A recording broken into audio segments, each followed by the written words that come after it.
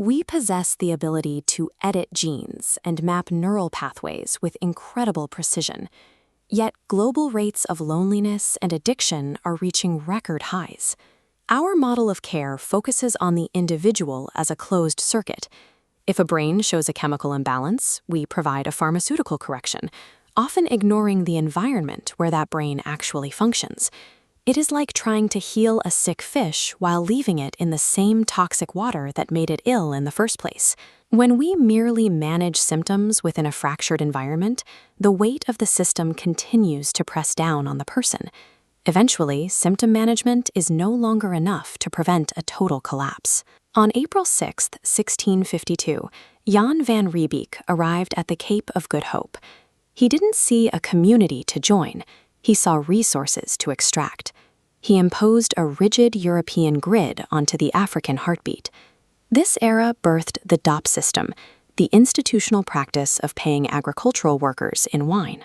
By intentionally fostering addiction, the system created a predictable, controlled labor force through dependency.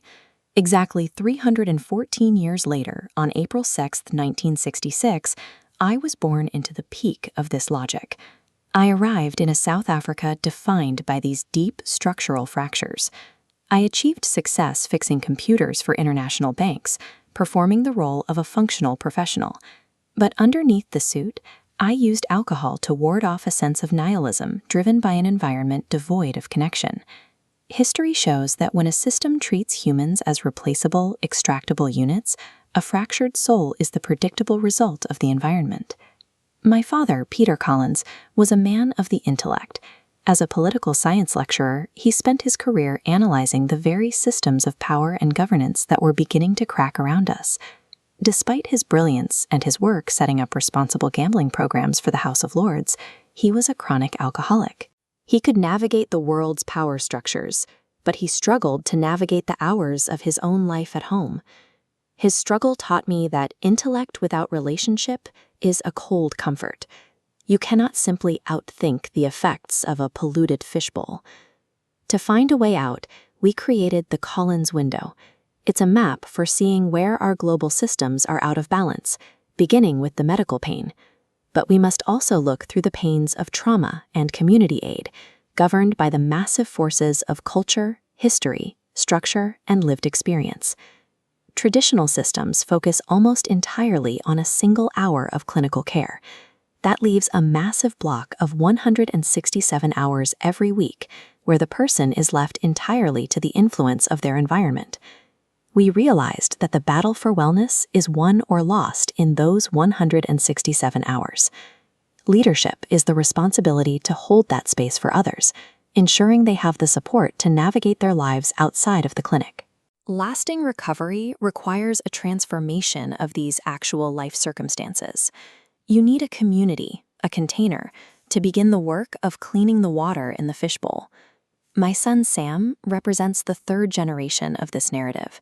He is moving from analyzing the system to actively rewriting its local application. Sam is a farmer at Evidently Fresh.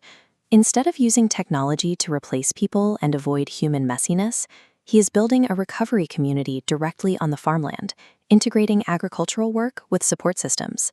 Today, he is building recovery capital in the very soil where the DOP system once systematically destroyed it.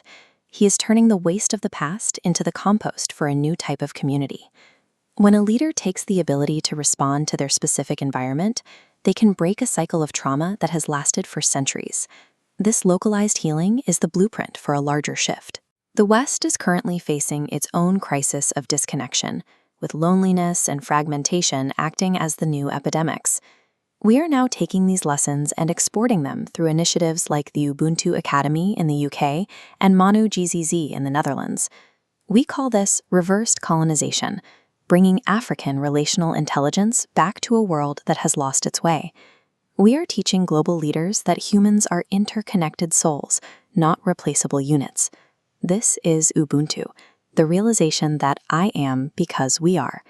We are showing that a leader's wellness is directly tied to the health of their community.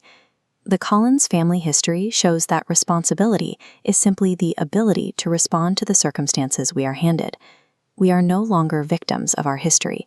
we are empowered by the lessons it left behind. The system is the deficit, but our connection to one another is the asset. Reclaim your 16 hours, help clean the fishbowl, and remember, I am because we are.